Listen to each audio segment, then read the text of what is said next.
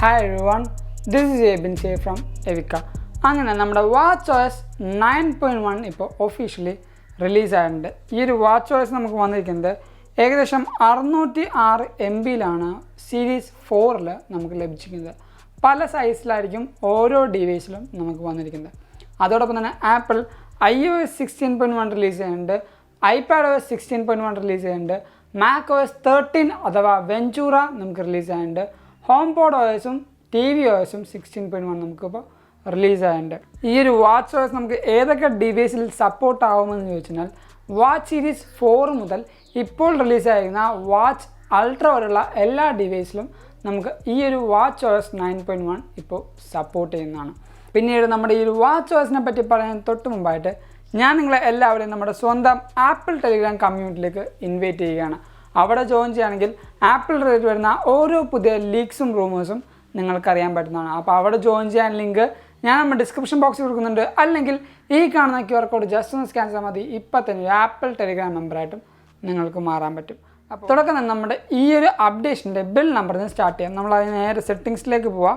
സെറ്റിങ്സിൽ പോയിട്ട് നമ്മുടെ ജനറൽ എബൌട്ട് സെക്ഷനിൽ പോയി നമ്മുടെ താഴത്തേക്ക് നോക്കുമ്പോൾ ഇപ്പം നമുക്കിവിടെ കാണാൻ പറ്റും 20S75 എന്ന് നമ്മുടെ ഈ ഒരു പെർട്ടിക്കുലർ അപ്ഡേഷൻ്റെ ബിൽ നമ്പറാണ് നമുക്ക് ഈ വന്നിരിക്കുന്നത്. പിന്നീട് നമ്മുടെ ഈ ഒരു അപ്ഡേഷനിൽ വന്ന ഏറ്റവും ആദ്യത്തെ മാറ്റം എന്ന് ചോദിച്ചാൽ നമ്മുടെ ആപ്പിൾ വാച്ചിൻ്റെ ബാറ്ററി ഹെൽത്ത് കൂട്ടാനായിട്ട് നമ്മുടെ ഈ ഒരു ആപ്പിൾ വാച്ച് അൾട്ര റിലീസ് ചെയ്തപ്പോൾ ഒരു പവർ മോഡ് എന്ന് പറഞ്ഞൊരു കാര്യം പറഞ്ഞായിരുന്നു.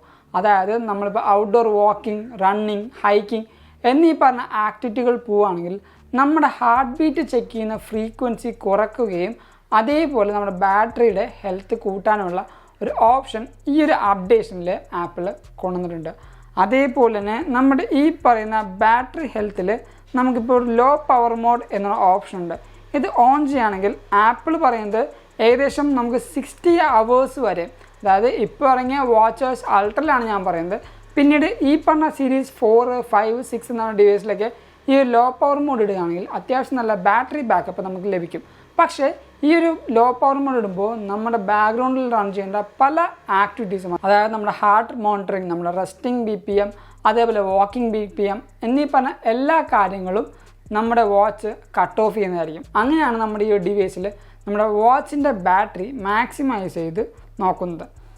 പിന്നീട് വന്ന മാറ്റം നമ്മുടെ മ്യൂസിക്കിലാണ്. മ്യൂസിക്കിൽ വന്ന മാറ്റം എന്ന് വെച്ചാൽ ഇത്രയും നാൾ നമ്മുടെ വാച്ചിൽ നമുക്കിപ്പോൾ ഒരു സോങ് ഡൗൺലോഡ് ചെയ്യണമെങ്കിൽ ആ ഒരു വാച്ച് ചാർജ് ചെയ്യുമ്പോൾ മാത്രമായിരുന്നു നമുക്ക് ആ ഒരു സോങ് ഡൗൺലോഡ് ചെയ്യാൻ പറ്റുമായിരുന്നുള്ളൂ. പക്ഷേ ഇപ്പോൾ സെല്ലുലർ ആണെങ്കിൽ നമുക്ക് ആ ഒരു സ്പോട്ടിൽ തന്നെ നമുക്ക് ഇപ്പോൾ ഡൗൺലോഡ് ചെയ്യാൻ പറ്റും.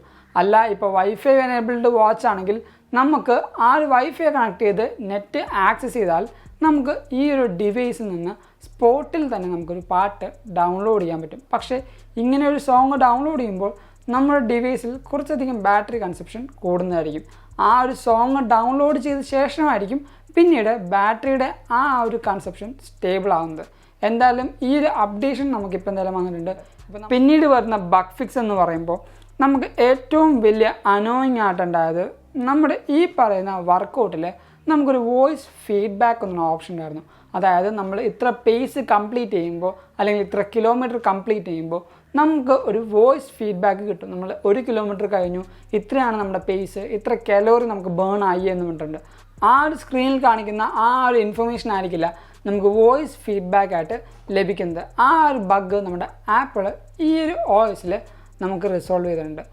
പിന്നീട് വന്ന ബഗ് ഫിക്സ് എന്ന് വെച്ചാൽ നമ്മുടെ WatchOS 9 റിലീസ് ചെയ്യുമ്പോൾ നമ്മുടെ ഐഫോണിൽ അല്ലെങ്കിൽ ഏതെങ്കിലും ഒരു ആപ്പിൾ ഡിവൈസിൽ നമ്മൾ ഏതെങ്കിലും ഒരു കോണ്ടൻറ്റ് പ്ലേ ചെയ്യുക, എന്തോ പാട്ടായാലും ഒരു മൂവി ആയാലും പ്ലേ ചെയ്യുമ്പോൾ നമ്മുടെ ഇവിടെയായിട്ട് നമുക്കൊരു ഓപ്ഷൻ നൗ പ്ലേയിങ് എന്നൊരു ഓപ്ഷൻ ഇവിടെ വരുമായിരുന്നു.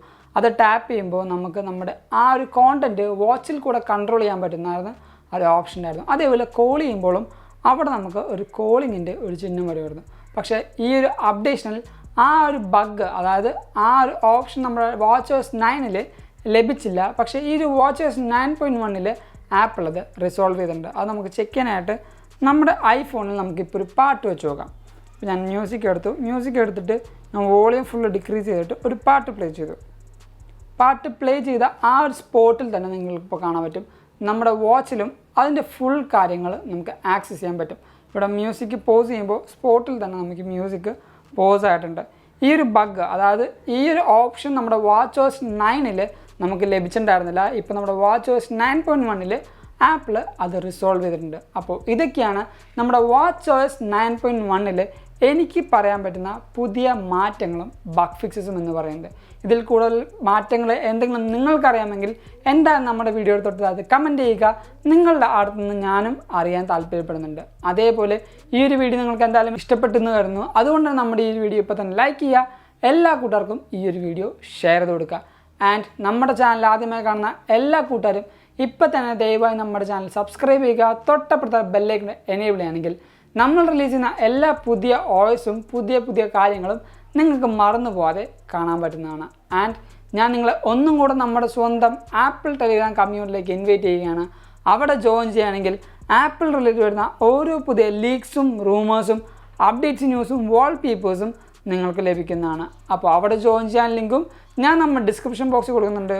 അല്ലെങ്കിൽ ഈ കാണുന്ന QR കോഡ് ജസ്റ്റ് ഒന്ന് സ്കാൻ ചെയ്താൽ മതി. ഇപ്പോൾ തന്നെ ഒരു ആപ്പിൾ ടെലിഗ്രാം മെമ്പറായിട്ടും നിങ്ങൾക്ക് മാറാം. അതല്ല നിങ്ങളിപ്പോൾ ഇൻസ്റ്റാഗ്രാം വഴി അപ്ഡേഷൻസ് ലഭിക്കണമെങ്കിൽ നമ്മുടെ ഇൻസ്റ്റാഗ്രാം ലിങ്ക് ഞാൻ തൊട്ടത് കൊടുക്കുന്നുണ്ട്. Go follow me in Instagram too. And thank you so much for watching this whole video. This is Evin Xavier signing from Evika.